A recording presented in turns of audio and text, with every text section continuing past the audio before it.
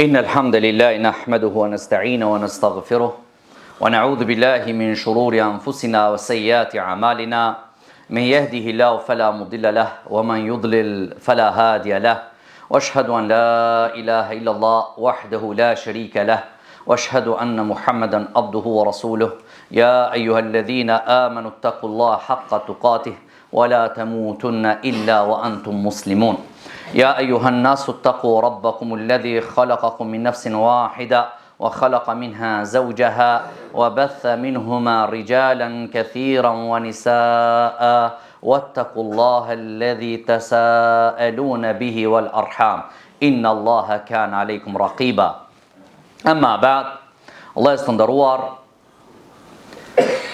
nuk ka ajet në librin e Allahut subhanahu wa ta'ala dhe nuk ka hadith prej haditheve të pejgamberit alayhi salatu wassalam, vetëm se Allahu dhe pejgamberi alayhi salatu wassalam na udhëzojnë në të mirë dhe na japën vërejtje për veprat e këqija dhe gjërat të cilat ta shkatrojnë dunjan edhe ahiretin. Nësot do të ndalmi me një hadith të pejgamberit alayhi salatu wassalam. Ki hadith ka të baje me 4 elemente, në sicilin element ka cek pejgamberi sallallahu alaihi wasallam ka 3 lloje veprash të cilët janë udhëzuese, orientuese. Shumica prej njerëzive kanë ra në ta. E në dysa prej tyre janë shumë pak që kanë ra. Për këtë arsye, ne duhet të kujdesmi që të ruajmë imanin ton, fejen ton, që të shpëtojmë në dunja dhe në akhirat. Në elementin e parë, që pejgamberi sallallahu alaihi wasallam na ka treguar, është element të cilët i cek 3 vepra pejgamberi alayhi salatu wasalam që janë shkatruese, që e shkatrojnë njeriun, ja prishin dunjan dhe ahiretin, ja prishin dinin dhe moralin dhe sjelljen. Kurse në elementin e dytë, pejgamberi sallallahu alaihi wasallam i cek 3 vepra të cilët e shpëtojnë njeriun, e shpëtojnë në dunja dhe e shpëtojnë në ahirat. Kurse në elementin e tretë, pejgamberi alayhi salatu wassalam ka cek që janë false 3 vepra, janë false, do të thotë që kanë të bëjnë me shpirtin, kanë të bëjnë me zamrën, janë që të pastrojnë shpirtin dhe të pastrojnë prej mëkateve, dhe në elementin e 4 janë 3 shkallë, 3 vepra, të cilat janë që ti ngritësh në shkallë në botën tjetër në akhirat. Këtë hadith që transmeton nga Abdullah ibn Umar radhiyallahu anhuma, thot pejgamberi alayhi salatu wassalam, 3 gjërat të cilet janë që të shpëtojnë njeriu, do thot është e para njeriu që e shkatrojnë në vënë Allah, që e shkatrojnë njeriu në shuhul muta, kopratësia e jashtëzakonshme, dhe pasim i epshit dhe vetpëlqimi. Këto 3 vepra janë që e shkatrojnë njeriu. A thu vallë që vetëm këto 3 vepra janë që e shkatrojnë njeriun? A janë vetëm këto dhe nuk ka vepra tjetra? Do të ka shumë vepra të cilët e shkatrojnë njeriun. Për këtë hadith ju ka drejtu pejgamberi alayhi salatu wassalam besimtarve. Ju ka drejtu muslimanve. Ju ka drejtuar atyre të cilët e kanë marrë islamin për din. Allahun e kanë marrë për Zot, pejgamberin alayhi salatu wassalam pejgamber të Allahut. Në këtë hadith ju drejtohet pejgamberi sallallahu alaihi wasallam këtij lloji të njerëzive, këtyre besimtarve, këtyre muslimanve, të cilët e adhurojnë Allahun subhanahu wa ta'ala. Se vepra shkatruese dhe që e nxjerrin njeriu prej islamin ka plot. Kofri, shirku, nifaku, ato janë plot. Ato janë të shumta, me ata nuk kemi ne. Ne kemi tash në këtë hadith me besimtarët të cilët i nënshtron Allahu subhanahu wa ta'ala. Vepra e parë që shkatron njeriu është kopratësia. Do thotë kopratësia e jashtëzakonshme. Kopratësia e cila të bën që ti t'i nështrohesh kopratësisë.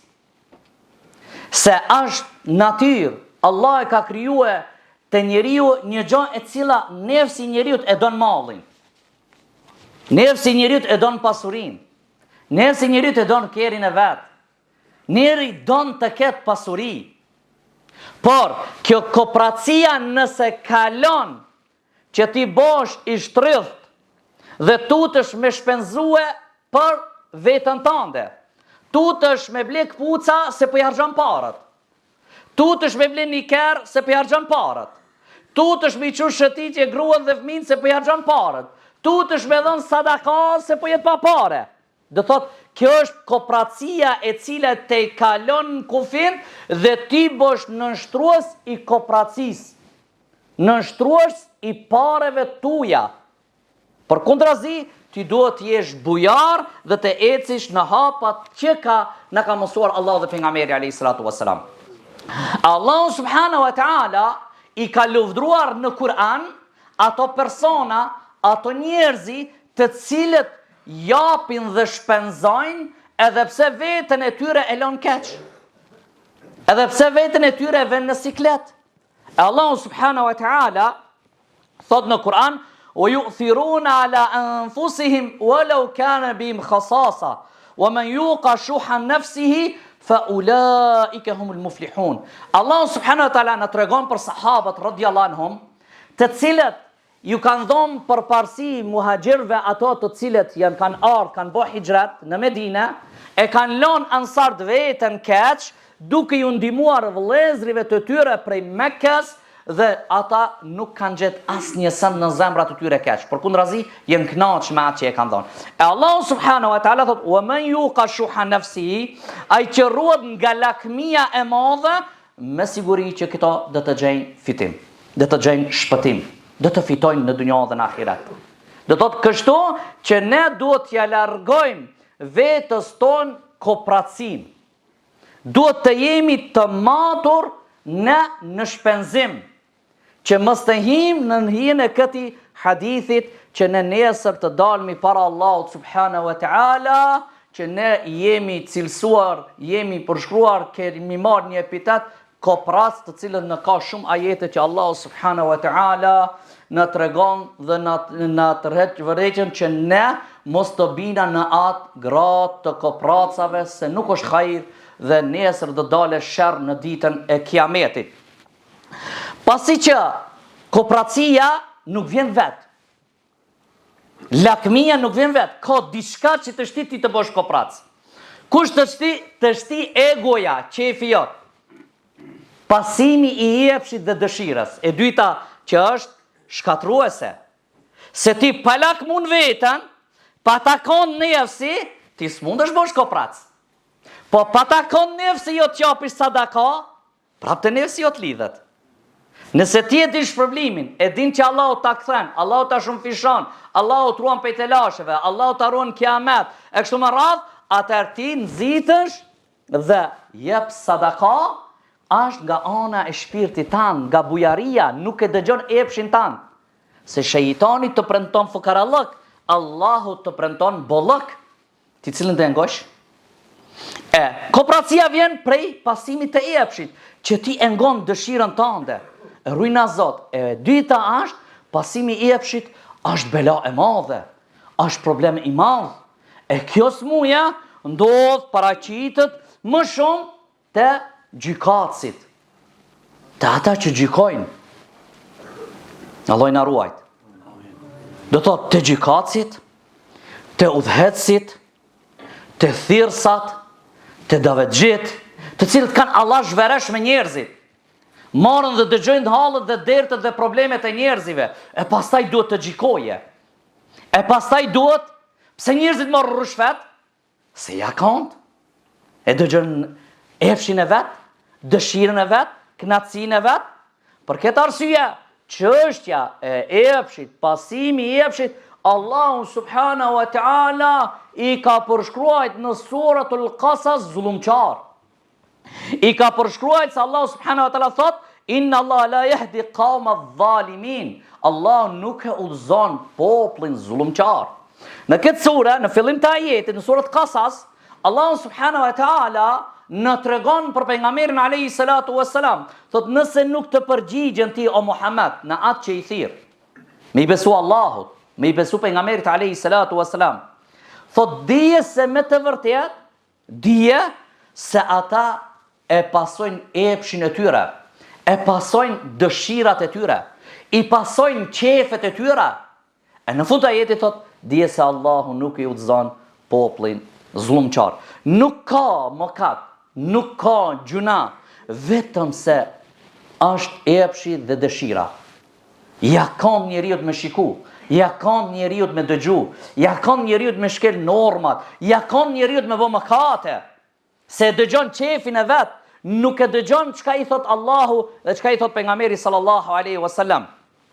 Po ashtu është njeriu edhe ndonjëherë rujnazot e dëgjon epshin e tij, qefin e tij dhe nuk gjikon as mes fëmijëve të tij.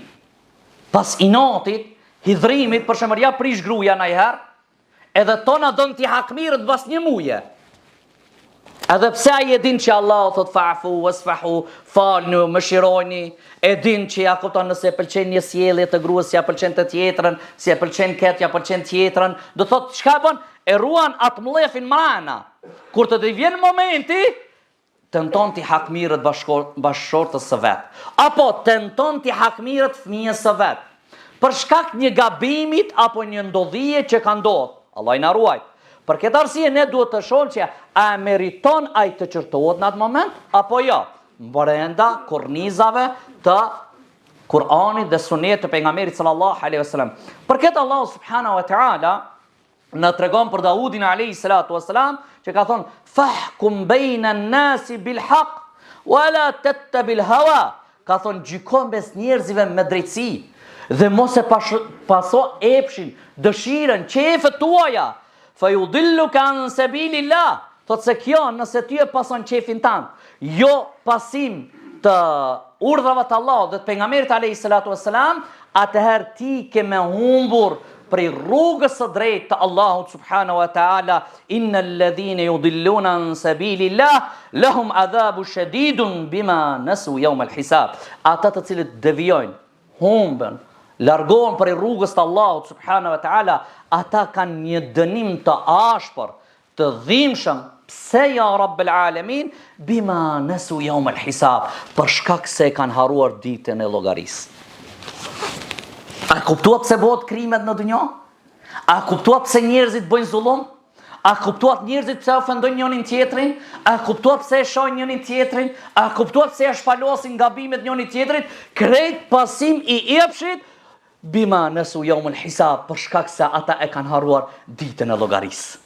Wallahi, me kuptue, me kujtue ditën e llogarisë, kur do dalmi para Allahut subhanahu wa ta'ala, që të shpalosët çdo sen, kullu kebira o sagira, çdo e madh dhe e vogël, wallahi do tentojsh që ambulosh vllajt tan, jo të dalish të shpalosh njëri tjetrit dhe të prekmi nderin dhe autoritetin e njëri tjetrit.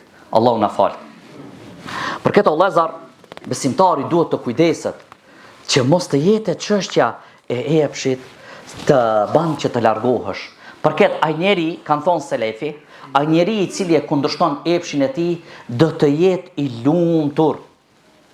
Ai i cili e kundërshton qefet e veta, dëshirat e veta, ky njeri do të jetë i lumtur dhe ky njeri është që do të kënaqet Allahu subhanahu wa ta'ala me këtë njeri. Dhe vepra shkatruese e tretë është me pëlqej njeriu veten e tij. Allah i na ruaj. Me pa veten e vet se është i madh. Me pa veten e vet se ky vetëm e meriton. Rujna Zot, dëshojmë çka na thon ajetet dhe hadithet e pejgamberit sallallahu alaihi wasallam në pjesën e ditë të hutbes për këtë lloj të smujës të cila e shkatron njeriu. Allahu na fal. Innal hamdalillahi nahmaduhu wa nasta'inuhu wa nastaghfiruh ونعوذ بالله من شرور أنفسنا وسيئات أعمالنا من يهده الله فلا مضل له ومن يضلل فلا هادي له وأشهد أن لا إله إلا الله وحده لا شريك له وأشهد أن محمدا عبده ورسوله اللهم صل على محمد وعلى ال محمد كما صليت على ابراهيم وعلى ال ابراهيم انك حميد مجيد اللهم بارك على محمد وعلى ال محمد كما باركت على ابراهيم وعلى ال ابراهيم انك حميد مجيد. Gjëmatë të ndëruar, kjo është smuja shkatruese e tretë, e cila shkatron njeriu, ja prish shpirtin njeriu, e cila vetpëlqimi që njeriu e pëlqen veten e vet. Vetpëlqimi nuk do të thotë që vetëm të jesh i fuqishëm, por në shumë mënyra mund të vjen. Mund vetpëlqimi të ndodh te khatibi, ja pra sikur unë që jam këtu, pëlqen veten e vet, ka ballaki po, qetësia po, respekti po, te lexuesit e Kur'anit, te shkencëtarët, te njerëzit e sportit, te njerëzit që kanë pasuri, te njerëzit që kanë famë, te njerëzit që kanë karrierë, te njerëzit të cilët lloja e pëlqimive, pëlqimi mund të jetë i shumë llojshëm. Të duket ti shumë i aftë vetja, të duket që ti ka ardhur me një ide të re, të duket se sikur ti s'ka, të duket mashallah gjuha jote, të duket mashallah pozita jote, të duket gradualisht çdo sen. E për këtë arsye, secili njeri duhet të shohë veten e vet pozitën ku është. Allahu subhanahu wa taala e dini që na ka treguar për sahabët radhiyallahu anhum.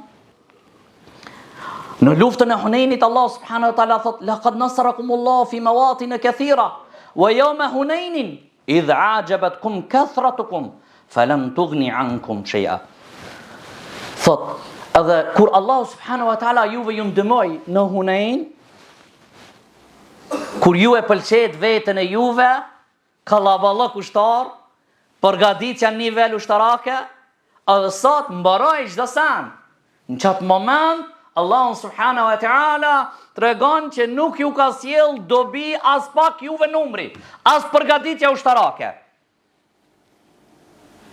E përkat, pa më parasysh çfarë do cilësie të jep Allahu, çfarë do pozite të jep Allahu, pa më parasysh çfarë do pike të vën Allahu subhanahu wa taala, mos të imti njëvni tash pikat dhe pozitat. Dije se nëse e pëlqen veten tënde, do të vjen momenti ku ka me ta marr ftyrën Allahu.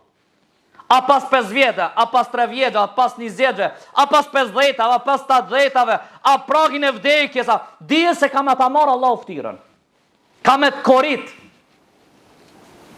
Tregon Allahu për sahabët radhiyallahu anhum, që nuk ju ka sjell as pak dobi. E dini, pse iblisi hinë në xhehenem? Pse u bëj mallkuar? Pse ai e pëlqeti veten e vet? A tha ana khairun minhu. Unë jam më i mirë për saj se Ademi alayhi salatu wassalam. Allahu subhanahu wa taala do t'ja iblis. A mos u bëni mendje madh ja iblis. Apo ti peshe veten tënde që je prej të lartëve? Elita e lartë. Elita e lartë si bie sejdë Allahut. Çfarë e lartë? Ai është më ult. Kush nuk i bie sejdë Allahut është elit më ult. Do thot Allahu subhanahu wa taala për iblisin thot, apo duket vetja si e bë dikush që e bë i lartë, ha? Allahu subhanahu wa taala thot: "Fakhruj minha fa innaka rajim." Dilti prej xhenetit se ti je i larguar, ti je nxerrët për rahmetit Allahut subhanahu wa taala. Dhe mallkimi im deri në ditën e gjykimit te do të shkojë. E dini ngjarjen e kopshtit? Që qala li sahibihi wa huwa yuhawiru: "Ana aktharu minka malan wa azzu nafara." Sa duke bisedu me shokin e vet dhe i thot: dosti jam, shoki jam, ti e di se unë kam pare ma shumë se ti. A e din ti sa pare kam unë, ne e dim shoki jemi. U azzu nafara, ti e di se unë rrethin e kam ma të gjanë. Unë kam rreth, ju kur kënë s'jeni. Unë një postim, një fishklim, një za, paraqitën gjithë. Ti di që kam rreth gjanë unë. U azzu nafara. Ju kam burë vllavit vetë, shokujt vetë, që ka ma shumë pare edhe ka rreth autoritet ma shumë. Dhe Allahu subhanahu wa taala thotë: "Uhita bi thamari." Kur është çun sabah ja ka shkatru kit pasurinë Allahu subhanahu wa taala. Hajde tash, rrjethi ku është. Allah na ruaj. Shikoni o vëllezër të ndershëm, e ka pëlqejt veten ki, Allahu subhanahu wa taala ja ka zgjësua. Pse? Se mi tregu ka dal, se Allahu subhanahu wa taala din qish hakmirat. Për këtë vëllezër të ndershëm, edhe Karuni kur ka mburë që ka thonë kete kam nga aftësia ime, Allah subhanahu wa ta'ala ka thonë tokës qelu, mere karunin shtjem renda, bashkë me pasurin e ti. Për këtë arsye duhet të kujdesmi, të ruajmë vetën tonë nga kopratësia, të ruajmë vetën tonë o vëllezër të ndershëm, që mos na pëlqejet vetja, të kujdesmi dhe të jemi të drejtë dhe të jemi të mirë, për shkak se vallahi do të nëse pasojmë në këto kopratësin, pasimi i epshit, vetë pëlqimi, të ka ardhur shkatrimi. Lutem Allahun subhanahu wa taala që Allah të na ruaje. Do të vazhdojmë hutbë të tjera inshallah me gjëra të tjera të cilët janë shpëtuese. Lutem Allahun subhanahu wa taala që Allah të na falë mëkatet tona dhe të na bashkon gjithëve në xhennet.